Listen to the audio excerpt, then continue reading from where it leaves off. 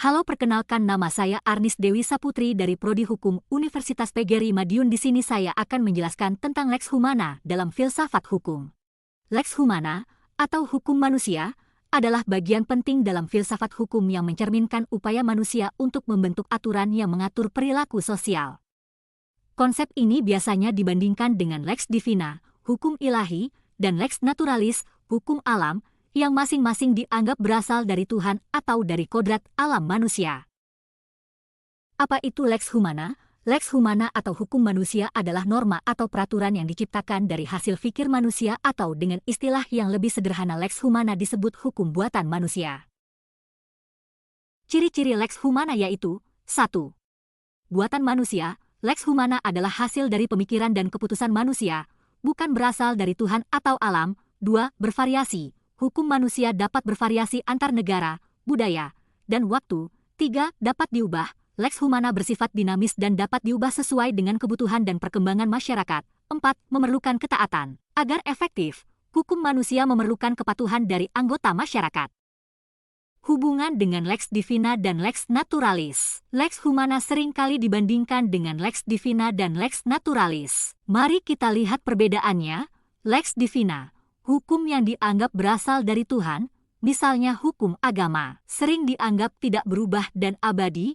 Lex Naturalis, hukum yang berasal dari kodrat alam manusia dan rasionalitas, diyakini berlaku universal dan abadi. Lex Humana merupakan upaya untuk menerapkan prinsip-prinsip dari Lex Divina dan Lex Naturalis ke dalam konteks praktis dan spesifik dari kehidupan manusia.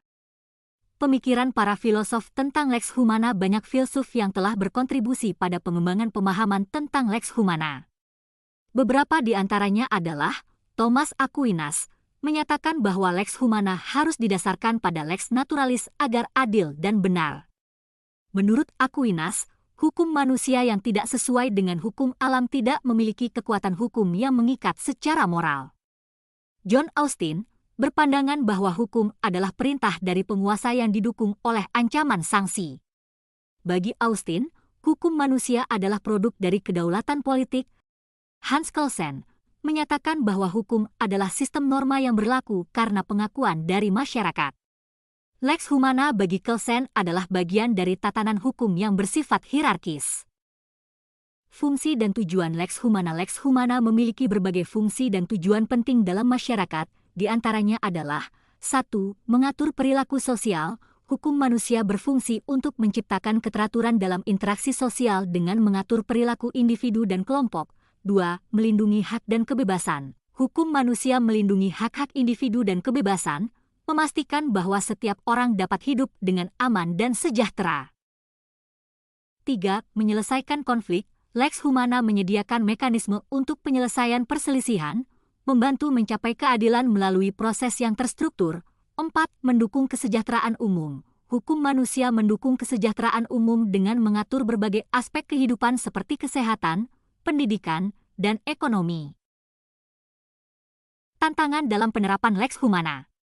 Meskipun penting, Lex Humana juga menghadapi berbagai tantangan dalam penerapannya, seperti legitimasi. Bagaimana memastikan bahwa hukum yang dibuat manusia memiliki legitimasi moral dan diterima oleh masyarakat.